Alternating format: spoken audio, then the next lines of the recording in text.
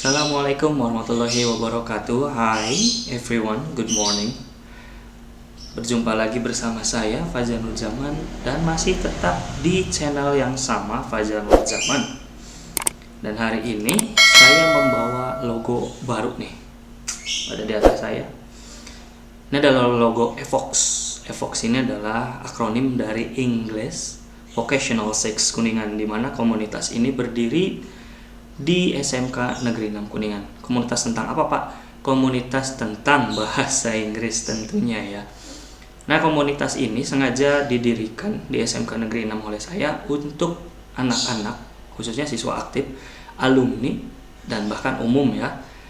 Kalau misalkan untuk yang umum, nanti saya juga akan share materi insya Allah di YouTube ini secara praktis, secara singkat, padat, dan jelas, dan tidak bertele-tele. Jadi jangan heran kalau misalkan postingan-postingan saya hanya berkisar 10-20 menit. Karena saya menargetkan semua pendengar saya yang melihat YouTube saya ini paham betul materi bahasa Inggris. Karena selama ini saya selalu mendengarkan siswa-siswa, pas belajar bahasa Inggris tuh ribet, pusing. Mungkin ada di antara kalian semua yang curhat seperti itu sama ya. Dulu saya juga begitu, bahasa Inggris itu pusing. Sampai saya berpikir ini yang salah itu apanya, sayanya atau apa. Dan setelah saya coba dan saya menerapkan sendiri pada diri saya dan murid saya dengan taktis ini, insya Allah ini akan berguna. Nah, untuk Evox tersendiri, ini sekedar promosi. Evox ini gratis dan alumni SMK Negeri 6 Kuningan silahkan bergabung jika ingin memperdalam. Dan untuk siswa-siswi aktifnya silahkan bergabung juga, karena nanti setiap lomba saya akan mengajak dari siswa-siswi aktif yang ikut di Evox. Seperti itu. Dan hari ini ada materi yang lumayan mudah juga bagi saya. Insya Allah saya akan berbagi cara praktisnya, cara simpelnya mengenai pronoun.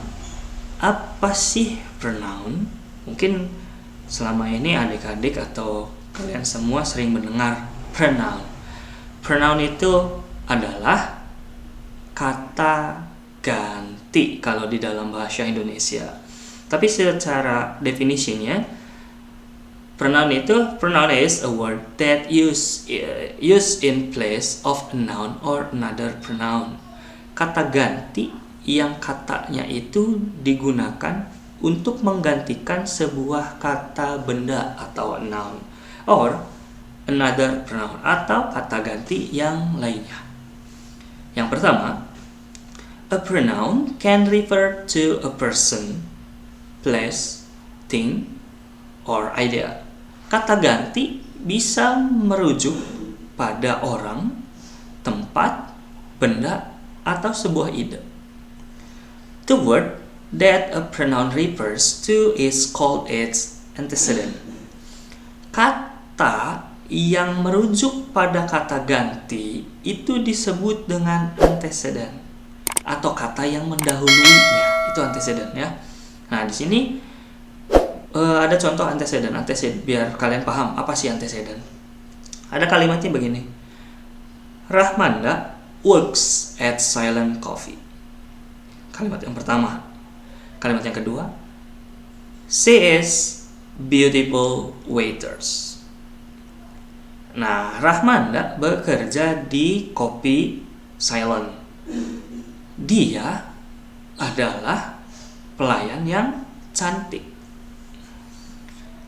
Yang disebut dengan antecedent itu siapa? Rahmanda atau she? Dari pengertian antecedent ini adalah kata yang merujuk pada kata pendahulunya. Sudah pasti inilah yang disebut antecedent.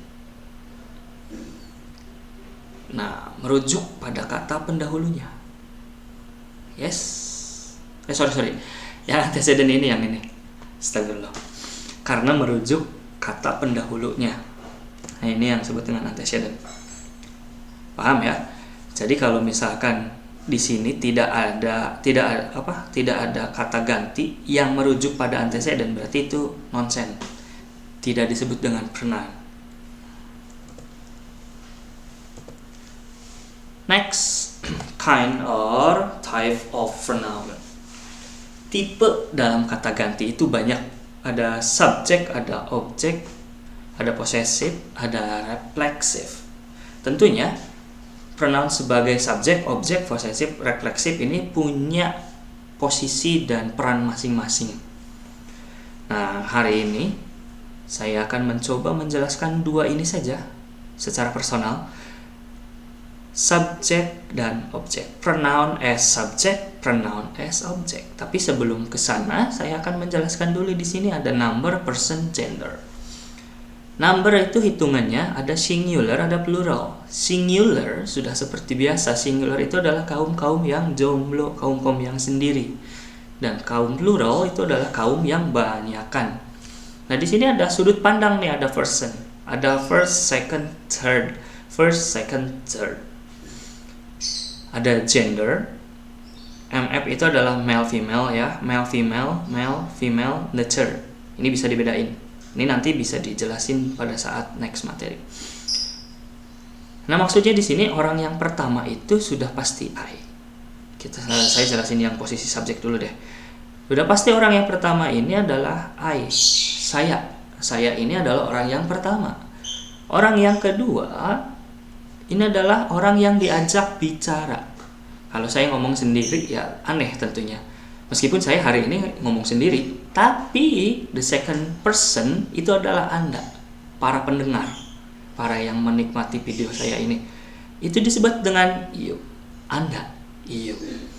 Dan orang yang ketiga adalah third person, itu adalah ada tiga ya, ada male, female, nature. Orang yang kita omongin atau yang kita gibahkan atau yang sering kita gosipkan itu adalah the third person. Contoh misalkan gini, si Anu, saya lagi ngobrol sama si A, si B nih orangnya gini. Nah, si B ini adalah cewek. Kalau cewek berarti apa? Female. Berarti she, dia perempuan. Itu secara kaidah pronounnya. Tapi di sini pronoun as subject dan pronoun as object nanti saya akan jelaskan lebih dalam. Yang penting pengertian person, first, second, third ini semuanya dipahami terlebih dahulu dan gendernya pun harus dipahami. Jangan sampai she ini adalah male. Horor kalau misalkan she adalah male. Ya jadi ya jangan dibayangkan lah.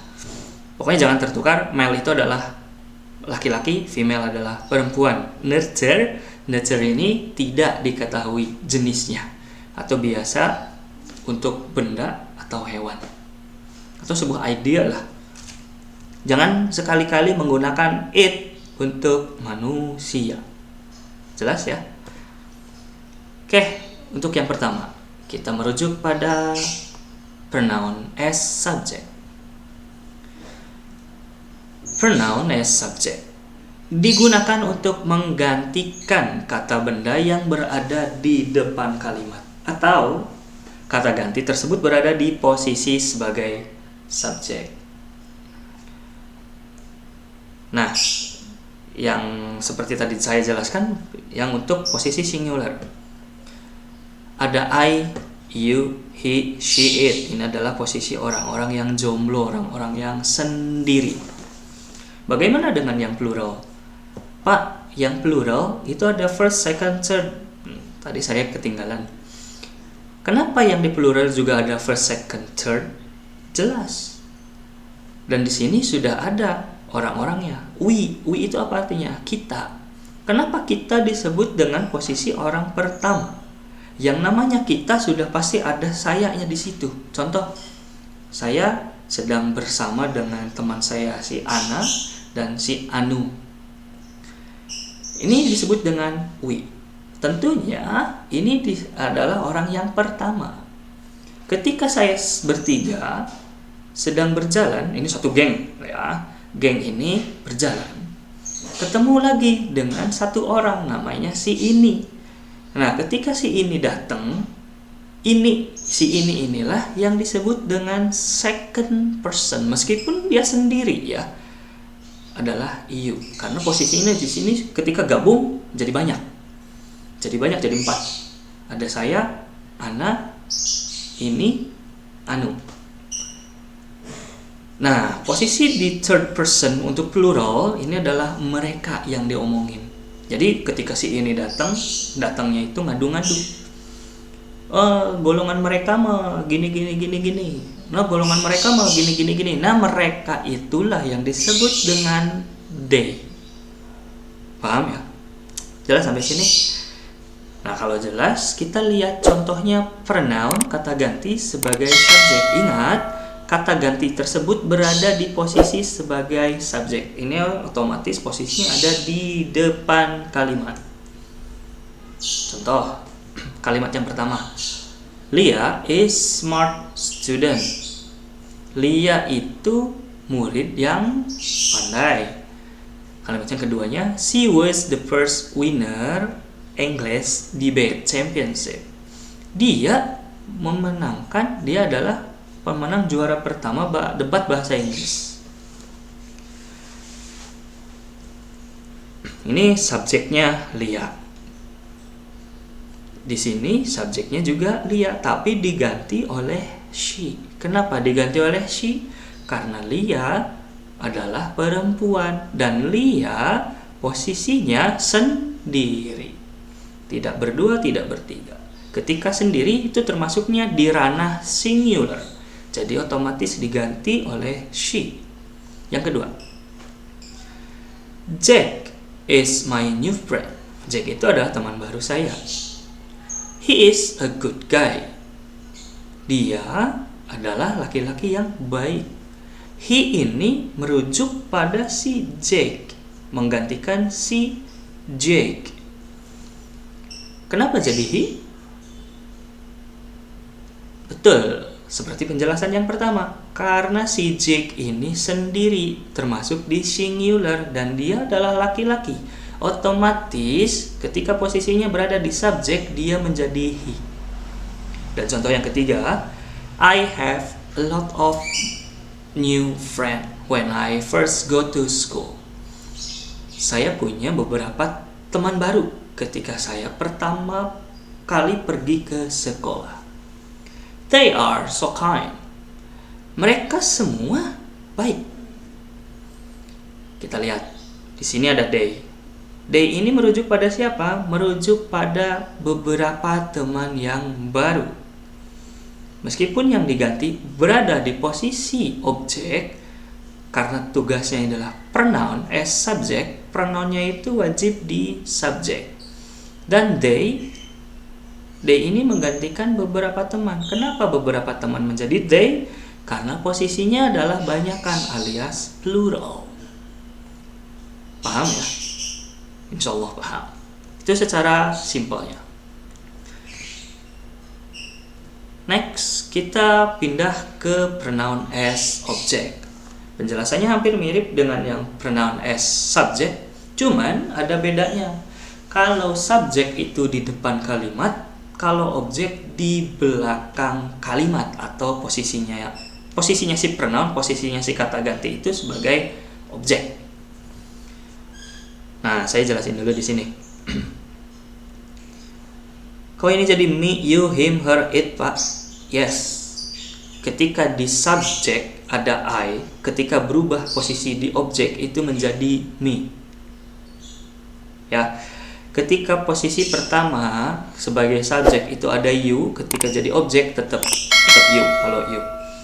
Nah, untuk yang ketiga, ketika posisi subjeknya adalah he, male, laki-laki itu he, ketika jadi objek itu menjadi him. Ketika perempuan yang sendiri berubah menjadi objek, yang tadinya she menjadi her. Dan untuk yang it masih tetap it. Untuk posisi plural, the first personnya dari yang tadi ya subjek we, ketika jadi objek berubah menjadi us. Untuk second personnya, you tetap you. Untuk third person, ketika posisi subjeknya adalah they, menjadi objek menjadi them. Diingat ya. I, me, you, he, him, she, her, it, we, us, you, they, them. Itu cara mengingat paling gampang. Bagaimana dengan contohnya? Let's see. Sengaja contohnya hampir mirip-mirip, cuman beda posisi. Ini biar memudahkan aja ya. Yang pertama masih tetap kalimatnya, Lia is smart student. Lia adalah murid yang pandai. Kalimat yang keduanya saya ganti, everyone loves her. Setiap orang mencintai atau menyukai dia. Dianya siapa? Dianya adalah Lia. Lia ini adalah perempuan sendiri, singular, otomatis menjadi her. Seperti tadi yang saya contohkan, she, her. Ketika she ini untuk yang subjek, ketika menjadi objek ini menjadi her. Pronoun as object. Posisi kata gantinya sebagai objek. Nah, ini disebut dengan objek. Paling akhir. Jelas ya? Atau setelah kata kerja. Ini sebutnya dengan objek. Kalimat yang kedua, Jack is my new friend. I met him when I see the festival. Jack itu adalah teman baru saya. Saya bertemu dia ketika saya melihat festival. Him di sini merujuk pada si Jack. Him adalah penggunaan dari posisi pronoun as object untuk he. Karena Jack laki-laki dan sendiri, singular. Dan yang ketiga, I have a lot of crazy friends. Sorry, di sini crazy-nya bukan berarti gila ya, tapi lebih kepada kelakuan yang so have fun gitu ya. Kalian pasti punya dong temen yang bikin lucu, bikin kelakuan yang absurd, yang bikin kalian ketawa. Nah, itu disebutnya bisa jadi crazy friend aja. I have a lot of crazy friend. I love and need friend like them. Them ini adalah untuk teman-teman yang out of the box banget. Seperti itu. Nah, mungkin dua itu dulu. Kalau untuk yang possessive pronoun dan reflexive pronoun akan saya jelaskan di part 2. Kenapa? Karena untuk yang part 1 sengaja saya buatkan langsung 2, pronoun as subject dan objek, karena ini kelihatannya mudah dan bisalah untuk dipahami beberapa menit saja. Untuk contoh-contohnya nanti saya sediakan pada saat di sini di brain charge. Nanti contoh-contohnya saya gabungkan dari keempat jenis ini. Nah, sekian untuk hari ini. Jika pengertian atau ada kalimat-kalimat yang salah dari saya mohon maaf. Jika masih belum dipahami, silahkan hubungi langsung atau komen di bawah ini. Jangan lupa dukung terus channel ini dengan like, komen, dan subscribe-nya. Bagikan video ini jika memang bermanfaat. Thanks for today. Assalamualaikum warahmatullahi wabarakatuh.